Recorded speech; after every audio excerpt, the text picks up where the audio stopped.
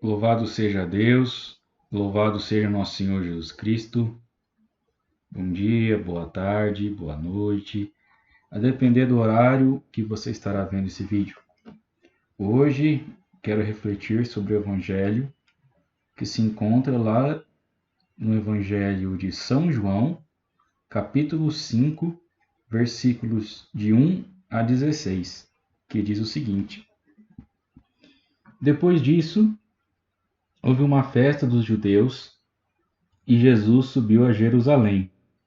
Há em Jerusalém, junto à Porta das Ovelhas, um tanque, chamado em hebraico de Betesda, que tem 5 pórticos. Nesses pórticos jazia um grande número de enfermos, cegos, coxos e paralíticos, que esperavam o movimento da água, pois de tempos em tempos um anjo do Senhor descia ao tanque e a água se punha em movimento. E o primeiro que entrasse no tanque depois da agitação da água ficava curado de qualquer doença que tivesse. Estava ali um homem enfermo havia 38 anos. Vendo-o deitado e sabendo que já havia muito tempo que estava enfermo, perguntou-lhe Jesus: Queres ficar curado? O enfermo respondeu: Senhor, não tenho ninguém que me ponha no tanque. Quando a água é agitada, enquanto vou, já outro desceu antes de mim. E ordenou-lhe Jesus: Levanta-te, toma o teu leito e anda. No mesmo instante, aquele homem ficou curado. Tomou o seu leito e foi andando. Ora, aquele dia era sábado, e os judeus diziam ao homem curado: É sábado, não é permitido carregar o leito. Respondeu-lhes ele: Aquele que me curou disse: Toma o seu leito e anda. Perguntaram-lhes: Quem é o homem que te disse isso? Toma o teu leito e anda. O que havia sido curado, porém, não sabia quem era, porque Jesus se havia retirado da multidão que estava naquele lugar. Mais tarde, Jesus o achou no templo e lhe disse: Eis que ficaste são, já não peques, para não te acontecer coisa pior. Aquele homem foi então contar aos judeus que foi Jesus quem o havia curado.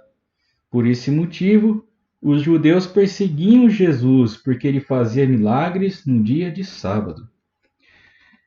Meus amigos, minhas amigas, o texto de hoje retrata mais uma cura que nosso Senhor Jesus Cristo realizou. Mais uma em meio a muitas, né? E com toda certeza houve ainda mais, porque no Evangelho, lá no finalzinho, diz, né? Que Jesus fez muito mais coisa, que se fosse escrever, todos os cadernos não iriam caber tudo o que ele fez. Vejam que Jesus realizou um milagre na vida desse homem. Esse homem estava há 38 anos esperando.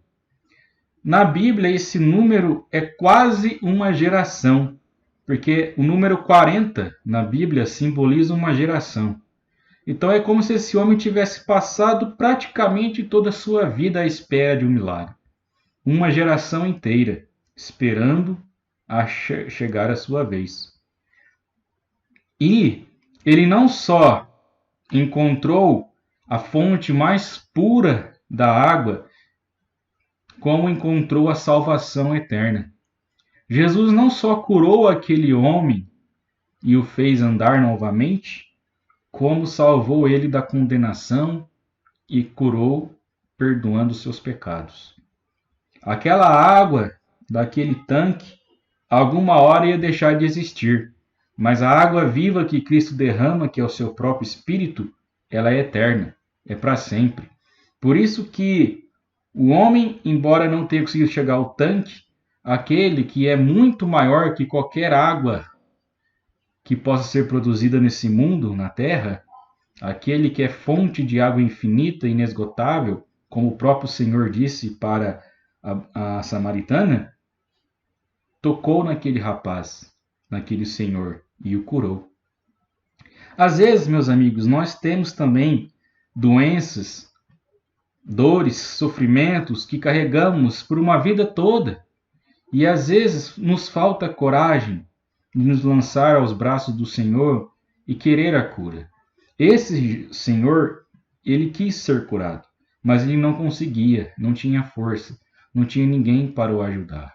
Hoje o Senhor Jesus nos mostra que ele está disposto a nos ajudar, a nos curar, a nos ajudar a carregar a cruz, a nos ajudar a buscar a santidade, a nos ajudar a ser pessoas melhores. Mas para isso é necessário que nós queiramos, é necessário que nós não hajamos, não nos comportamos de maneira egoísta, porque hoje em dia se prega muito uma fé egoísta, que eu sei sozinho, que a Bíblia é do meu jeito e acabou. E sabemos que não é bem assim. As Sagradas Escrituras, quem compilou os evangelhos, os textos sagrados, quem definiu o que é inspirado ou não, foi a Santa Igreja. Foi a Santa Igreja. Se eu não me engano, no Concílio de Nicéia. Então, é importante termos essa noção de que precisamos uns dos outros para viver verdadeiramente o Evangelho. Porque até a própria Bíblia não caiu do céu, como o padre Paulo Ricardo diz, com zíper e tudo, para dizer o que é certo e o que é errado para nós. Tudo foi um processo. Por isso, é importantíssimo, é muito importante que nós tenhamos a noção daquilo que é importante para a nossa fé cristã, daquilo que devemos vivenciar e realizar para buscar a santidade. Porque se não fizermos assim, só corrigindo, o concílio que definiu o cânon da Bíblia foi o concílio de Hipona, no ano 393 depois de Cristo, o ano 393. Então, assim, continuando, se nós não buscarmos uma fé viva, uma fé forte, mas com a ajuda dos irmãos, nós não alcançaremos grandes voos. Na nossa caminhada, até mesmo na caminhada de estudo, é necessário os professores, e na caminhada da fé é necessário os irmãos. Por isso que Deus deixou para nós os bispos e os sacerdotes, os bispos e os presbíteros. Muitas vezes caímos na tentação de olhar os maus elementos, as frutas podres, mas ao mesmo tempo que há maus elementos na igreja, desde a época de Corinto, há infinitas vezes mais pessoas boas.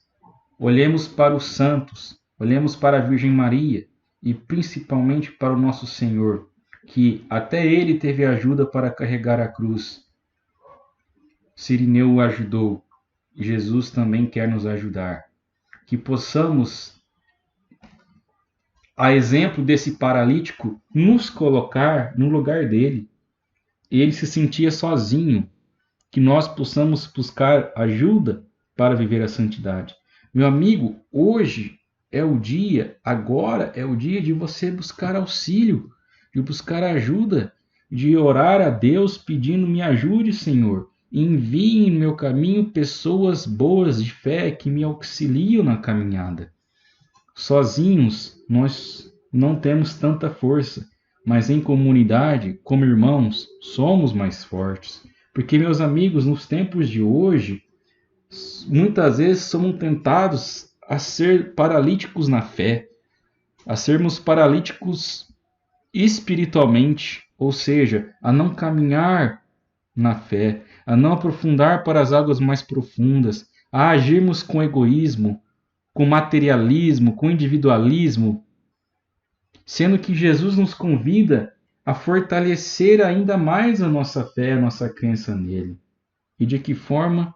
Com o auxílio, com a ajuda da graça e com a perseverança. Devemos não deixar para depois e não esperar passar a vida inteira para cair em si. Hoje é o momento de cair em si. Hoje é o dia de voltar à casa do Pai e deixar ser abraçado por Deus e deixar ser acolhido pelo nosso Senhor. Faz quanto tempo que você não confessa seus pecados? Faz quanto tempo que você não comunga do corpo e sangue de nosso Senhor Jesus Cristo? Faz quanto tempo que você não tem uma experiência com esse amor, com esse Deus vivo? Hoje é o dia de você voltar a Ele, de você se entregar a Ele. Que possamos querer essa cura física, mas também da alma, do coração, para que a nossa vida sempre esteja olhando para o céu, à espera do nosso Senhor, confiante em nosso Senhor. Que assim seja, para todo e eterno sempre. Amém. Que Deus os abençoe grandemente.